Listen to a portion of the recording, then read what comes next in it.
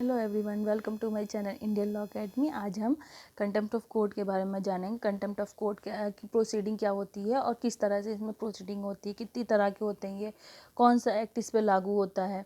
High court और supreme court के contempt of court होने पर कौन से मतलब कौन सी हमें रेमेडी कोर्ट कौन से एक्ट के अंदर या कौन से आर्टिकल के अंदर प्रोसीडिंग करेगा, वो सब चीज़ें हम आज इसमें कवर करेंगे। और सबसे पहले हम देखते हैं कंटेम्प्ट ऑफ कोर्ट एक्ट है, इसके लिए अलग बना हुआ है 1971 का, 1971 का, जिसमें जो ये बताता है कि ये दो तरह के होते हैं, सिविल कंटेम्प्ट ऑफ कोर्ट और criminal contempt of court. Civil contempt of court जो होता है उसकी डेफिनेशन दी गई है सेक्शन 2B में, कंटेम्प्ट ऑफ कोर्ट एक्ट 1971 में। और जो क्रिमिनल कंटेम्प्ट ऑफ कोर्ट होता है उसकी डेफिनेशन दी गई है सेक्शन 2C में, जो कि कंटेम्प्ट ऑफ कोर्ट एक्ट 1971 में है। अब हम एक क्वेश्चन देखते हैं, how court can punish to that person group authority for contempt of court. इसमें कोई इंडिविजुअल भी हो सकता है, कोई ग्रुप भी हो सकता है, कोई अथॉरिटी भी हो सकता है। इसके मैं आगे एक एग्जाम्पल के थ्रू मैं आगे समझाती हूँ। फिर हम सबसे पहले देखते हैं कि जो सुप्रीम कोर्ट और हाई कोर्ट का कंटेम्प्ट ऑफ कोर्ट होगा उसकी प्रोसीडिंग कहाँ होगी। उसकी प्रोसीडिंग हमारे इंडियन कॉन्स्टिट्यूशन में दिया गया है। जैसे कि हम सभी जानते हैं आर्टिकल 126 और 125 जो है हाई कोर्ट के बारे में बात करता है। तो कंटेम्प्ट ऑफ कोर्ट प्रोसीडिंग जो है हाई कोर्ट के कंटेम्प्ट ऑफ कोर्ट होने पर आर्टिकल 125 में होगी। और अगर सुप्रीम कोर्ट में कंटेम्प्ट ऑफ कोर्ट किया जाता है, कोर्ट के ऑर्डर की अवहेलना की जाती है, बेसिकली कोर्ट के ऑर्डर को ना मानना कंटेम्प्ट ऑफ कोर्ट की श्रेणी में आता है। तो अगर मान लीजिए ये कोर्ट का ऑर्डर नहीं माना गया, कोई जजमेंट है उसे नहीं माना गया, या कोर्ट ने किसी को पेनल्टी देने के लिए कहा गया है तो उसको नहीं दी गई, तो वो सब चीज़ें कंटेम्प्ट ऑफ कोर्ट में आती है। फिर इस तरह से जो है कंटेम्प्ट ऑफ कोर्ट में 125 जो मैंने बताया, आर्टिकल 125 में सुप्रीम कोर्ट में कंटेम्प्ट ऑफ कोर्ट प्रोसीडिंग चलेगी अगर सुप्रीम कोर्ट के ऑर्डर की अवहेलना हुई है तब। फिर हम देखते हैं ये एक चीज़ और में यहाँ गौर करने वाली ये है, सिर्फ कंटेम्प्ट ऑफ कोर्ट के लिए जो प्रोसीडिंग या पनिश किया जा सकता है वो कोई जज ही कर सकता है। और contempt of court lower court में भी हो सकता है, हाई कोर्ट में भी हो सकता है, सुप्रीम कोर्ट में भी हो सकता है, किसी भी कोर्ट में किया जा सकता है। ऐसा नहीं है कि इसके लिए मतलब सबके लिए अपना अलग अलग प्रोविज़न है। सबके लिए अलग अलग प्रोविज़न से मतलब ये है कि जो पनिशमेंट है वो सबकी जगह सेम है, चाहे वो हाई कोर्ट में हो चाहे सुप्रीम कोर्ट में हो। लेकिन हाई कोर्ट और सुप्रीम कोर्ट प्रोसीडिंग जो है वो ऑलरेडी हमारे इंडियन कॉन्स्टिट्यूशन में दी गई है, तो वहाँ पे इंडियन कॉन्स्टिट्यूशन में के अकॉर्डिंग भी हम अप्लाई कर सकते हैं, और चाहे तो हम कंटेम्प्ट ऑफ कोर्ट एक्ट 1971 के अकॉर्डिंग उसमें सूट फाइल कर दें, या कंटेम्प्ट ऑफ कोर्ट के अकॉर्डिंग हमें मतलब वो जो कोर्ट होगा वो पनिश कर दे उस पार्टी को या उस पर्सन को या उस अथॉरिटी को या ग्रुप को, जो भी है।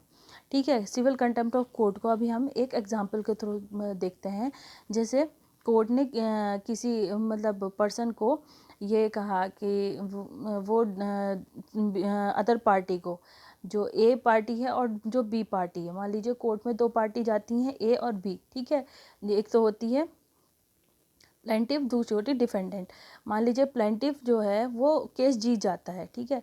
उसने डिफेंडेंट को ऑर्डर दिया कोर्ट ने कि वो प्लेंटिफ को 10,000 रुपये उसकी पेनल्टी दे, जो उसने केस फाइल किया और जो उसके ऊपर झूठा आरोप लगाया, तो उस वजह से उसको पेनल्टी लग गई, ठीक है।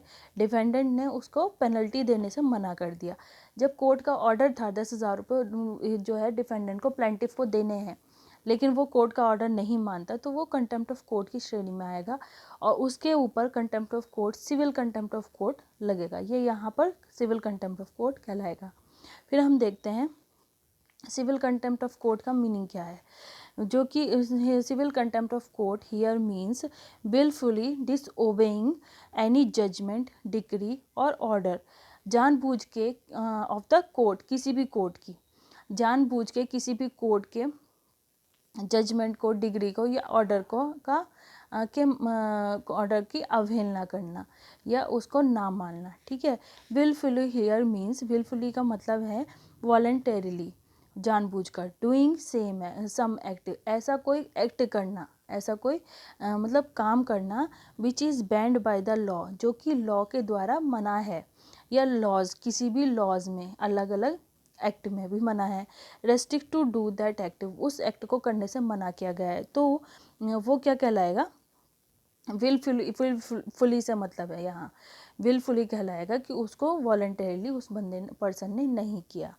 फॉर एग्जाम्पल ए जो पुलिस ऑफिसर है, ठीक है, if any person under the prison, मान लीजिए जो एक पर्सन जेल में है और उधर जो है पुलिस ऑफिसर भी होते हैं, तो पुलिस ऑफिसर को ऑर्डर दिया गया उस पर्सन को जेल से छोड़ने के लिए। मान लीजिए वो जुडिशियल कस्टडी में है, उसे जो है 3rd डिग्री टॉर्चर करने के लिए मना कर दिया गया, लेकिन पुलिस ऑफिसर कोर्ट के ऑर्डर को ना मानते हुए उसको फिर भी 3rd डिग्री टॉर्चर कर रहा है, और उस कंडीशन में वो बहुत बुरी तरह से इंजर्ड हो जाता है, या उसको जो है फिजिकली बहुत ज़्यादा मान लीजिए मेंटली और फिजिकली बहुत बुरी तरह से टॉर्चर किया जाता है, और कोर्ट का ऑर्डर ना मानते हुए उसको रिलीज़ भी नहीं किया जाता, तो उस कंडीशन में जो है ये कोर्ट का अवहेलना होगी या कोर्ट के ऑर्डर की अवहेलना होगी, जो कि कंटेम्प्ट ऑफ कोर्ट की श्रेणी में आएगी, जो कि कहलाएगी क्रिमिनल, जो कि सिविल कंटेम्प्ट ऑफ कोर्ट कहलाएगा। ठीक है, अब हम इसका जो है पनिशमेंट देख लेते हैं। जो सिविल कंटेम्प्ट ऑफ कोर्ट है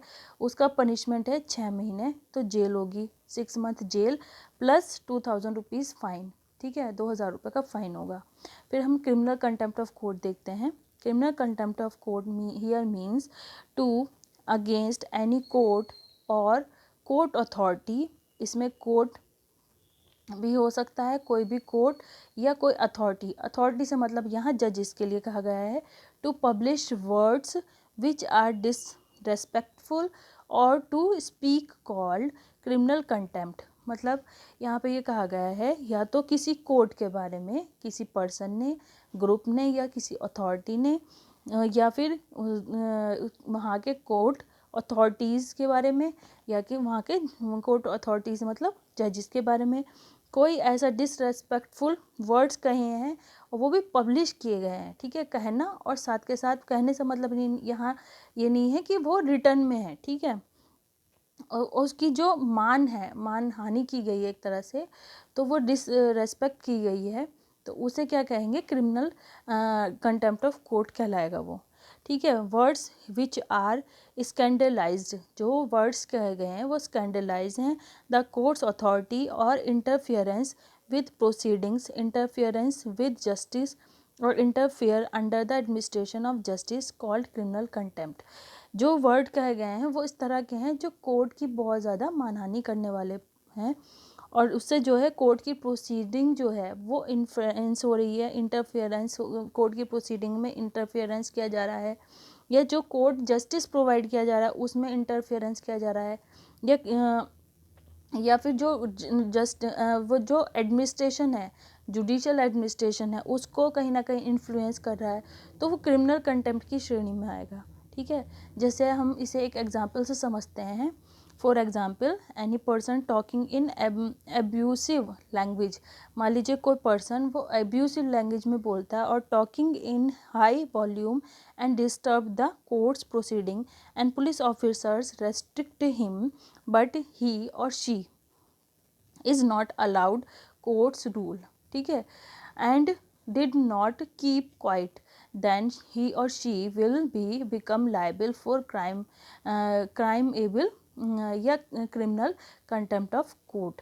जैसे कि मान लीजिए कोर्ट में कई बार जब कोर्ट प्रोसीडिंग होती है तो बहुत लोग इस तरह के होते हैं जो आउटसाइडर भी उसमें आ जाते हैं, मतलब कोर्ट पार्टी जो होगी वो भी होती है, उसके साथ साथ दूसरे लोग भी होते हैं जो उससे कहीं ना कहीं रिलेट करते हैं, जैसे जो एविडेंस प्रोवाइड कर रहे हैं, मान लीजिए जो गवाही देने आते हैं, विटनेस होते हैं ज़्यादातर, तो उनके साथ मान लीजिए कोई पर्सन है और वो आके जो है पुलिस वहाँ पे उनको मना कर रही है कि आप प्लीज़ वहाँ पर शोर ना करें। कोर्ट में शोर करना वैसे ही मना होता है, आप कभी अगर कोर्ट गए होंगे तो कोर्ट के बाहर हमेशा लिखा होता है कि प्लीज़ शांति बनाए रखें, कृपया शांति बनाए रखें, इस तरह से नोटिस दिया होता है कोर्ट के बाहर।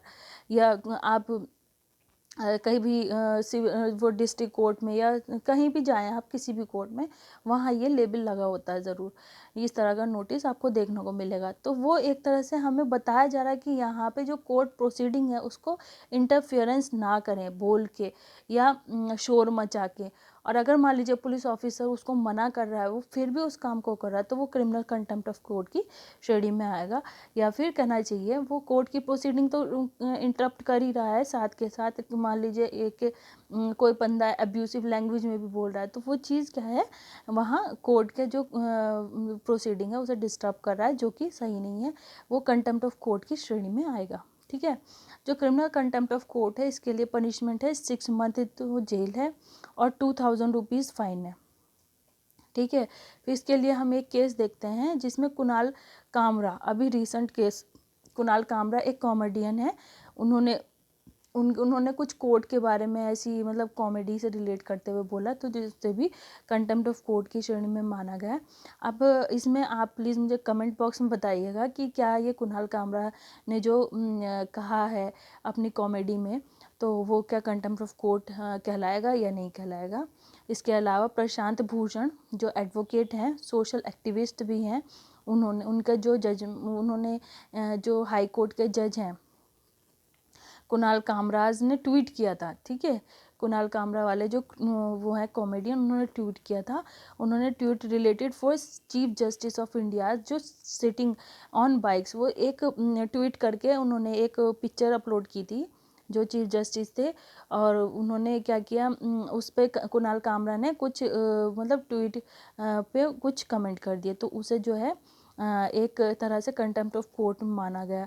क्या आपकी राय में कंटेम्प्ट ऑफ कोर्ट है? मेरी राय में तो ये मेरे हिसाब से तो कंटेम्प्ट ऑफ कोर्ट नहीं हो, क्योंकि कोर्ट के अंदर जो प्रोसीडिंग हो रही है या, लेकिन हाँ जस्टिस जुडिशियल जो अथॉरिटी है उसके लिए भी तो कहा जा रहा है। ठीक है, ठीक है, तो यहाँ पे हो सकता है कंटेम्प्ट ऑफ कोर्ट। तो आप प्लीज़ मुझे अपनी राय बताइएगा, ये थोड़ा कन्फ्यूजिंग सा मामला चल रहा है मेरी तो राय में, आप अपनी राय बताइएगा। फिर कुणाल कामराज ट्वीट जो था वो तो हमने देख लिया। फिर इसके बाद प्रशांत भूषण ने क्या कहा था वो हम देखते हैं। गिवन ओपिनियन और कमेंट्स अगेंस्ट लास्ट 4 जजेस chief justice of India's with held by Twitter. ठीक है, ट्विटर पर कहा था इन्होंने। प्लस जो विच कॉल्ड और think against the supreme court और इट्स अथॉरिटी डिग्निटी। तो कुणाल जो थे प्रशांत भूषण ने 4 जजेस थे सुप्रीम कोर्ट के, वो चीफ जस्टिस थे जो पुराने चीफ जस्टिस पहले रहे होंगे, उनके बारे में कुछ ट्वीट करके कहा था, तो जिसे जो है कोर्ट के अवहेलना मानी गई। अब हम एक और क्वेश्चन देखते हैं। Is defamation and contempt of court both are same? क्या डेफेमेशन और कंटेम्प्ट ऑफ कोर्ट सेम है? नहीं, ये सब सेम नहीं है, क्योंकि डेफेमेशन जो है वो किसी को रिटर्न में दी जाती है, किसी के बारे में पब्लिश करना। यहाँ पे कोर्ट के बारे में बात हो रही है, वो उसमें कोई भी पर्सन आ सकता है। यहाँ पे स्पेसिफिक किसी कोर्ट के बारे में या जुडिशियल अथॉरिटी के बारे में बात की जा रही है, या कोर्ट अथॉरिटी के बारे में यहाँ पे। और जो वो है डेफेमेशन है, डेफेमेशन किसी एक पर्सन के, किसी भी पर्सन, ग्रुप या अथॉरिटी के बारे में कही जा सकती है, तो वो कोर्ट के बारे में नहीं है। कोर्ट के बारे में जो होगी वो कंटेम्प्ट ऑफ कोर्ट कहलाएगी। मतलब यहाँ पे कोर्ट्स के ऑर्डर से है। ठीक है, कोर्ट्स का जो ऑर्डर होता है उसकी अवहेलना करना मतलब कंटेम्प्ट ऑफ कोर्ट कहलाता है। और वहाँ पे जो डेफेमेशन है, डेफेमेशन जो है किसी कोर्ट के ऑर्डर से मतलब नहीं है, वो किसी के बारे में कहा जाता है, कुछ भी गलत वर्ड्स बोलना। ठीक है, डेफेमेटरी वर्ड्स बोलना, वो चीज़ अलग है, तो ये नहीं होगा। अपॉन द जज और court suppose any person pass defamatory comment then it's called और बिकम डेफेमेशन। ठीक है, जैसे हमने देखा कि अगर किसी कोर्ट के बारे में या किसी कोर्ट अथॉरिटी या जज, कोर्ट अथॉरिटी के बारे में, या जैसे जज, कोर्ट अथॉरिटी से मतलब जजेस के बारे में अगर कोई इस तरह का डेफेमेटरी कमेंट किया जाता है तो वो कंटेम्प्ट ऑफ कोर्ट कहलाता है। लेकिन अगर मान लीजिए but if any person pass defamatory comment as well as upon his job pass defamatory remarks then it will become a contempt of court. देखिए, जैसे हमने अभी देखा कि एक तो इसमें मतलब क्या कंपैरिजन है डेफेमेशन में और कंटेम्प्ट ऑफ कोर्ट में। अगर किसी जज, मान लीजिए suppose any person pass defamatory comment then it's called become या इट्स कॉल्ड और बिकम डेफेमेशन। ठीक है, किसी पर्सन के बारे में। लेकिन अगर कोर्ट के बारे में कहा जाए या कोर्ट्स अथॉरिटी के बारे में कहा जाए तो वो डेफिनेटली कंटेम्प्ट ऑफ कोर्ट कहलाएगा। इस Kunal Kamraj tweet comes under freedom of speech और नॉट? नो, ये फ्रीडम ऑफ स्पीच के अंदर नहीं आएगा, क्योंकि फ्रीडम ऑफ स्पीच हमारी वहाँ तक है जहाँ तक हम दूसरे के राइट्स का वायलेशन नहीं कर रहे हैं। सामने वाले के पास भी तो फ्रीडम ऑफ स्पीच है, और कहना चाहिए उसकी डिग्निटी भी है, तो हम उसकी डिग्निटी को वायलेट नहीं कर सकते। तो इसलिए हमारा राइट फ्रीडम ऑफ स्पीच वहाँ तक है जहाँ तक कि हम सामने वाले की डिग्निटी को अपोज ना करें। ठीक है, यहाँ जो कुणाल कामरा है, उनका जो ट्वीट था वो फ्रीडम ऑफ स्पीच के क्या अगेंस्ट है? यहाँ कहेंगे नहीं, वो फ्रीडम ऑफ स्पीच के अगेंस्ट नहीं है। ठीक है, लेकिन एक लिमिट बनाए रखनी चाहिए। ठीक है, सेक्शन 16, जजेस will be liable for contempt of court. For example CS Kannan, Calcutta high court के जो जज थे वो दोषी पाए गए थे कंटेम्प्ट ऑफ कोर्ट के लिए। क्या यहाँ पे एक क्वेश्चन और उठता है, क्या जजेस भी कंटेम्प्ट ऑफ कोर्ट के लिए लायबल हो सकते हैं, या उनके ऊपर भी कंटेम्प्ट ऑफ कोर्ट के चार्ज लग सकते हैं? कि उसका आंसर है नहीं। इसका आंसर है कि वो कंटेम्प्ट ऑफ कोर्ट के मतलब लायबल हो सकते हैं अगर वो ऐसा कोई काम करते हैं। जैसे इसका एक एग्जांपल देखने को मिला, जो कलकत्ता हाई कोर्ट के जज थे CS कन्नन। ठीक है, उन्होंने कंटेम्प्ट ऑफ कोर्ट के चार्जेस उन पर लगे थे। फिर सेक्शन 15 देखते हैं, proceeding under section 15 for contempt of court through lower courts refer to high court और सुप्रीम कोर्ट। ठीक है, आज का टॉपिक यहीं तक कवर होता है, यहीं तक कंप्लीट होता है। अगर आपको मेरा ये लेक्चर पसंद आया हो तो प्लीज़ लाइक करें, शेयर करें, सब्सक्राइब करें, और मुझे प्लीज़ कमेंट बॉक्स में बताएं मुझे आगे और किस टॉपिक पर वीडियो बनानी है। तो आज के लिए इतना ही। Thank you so much.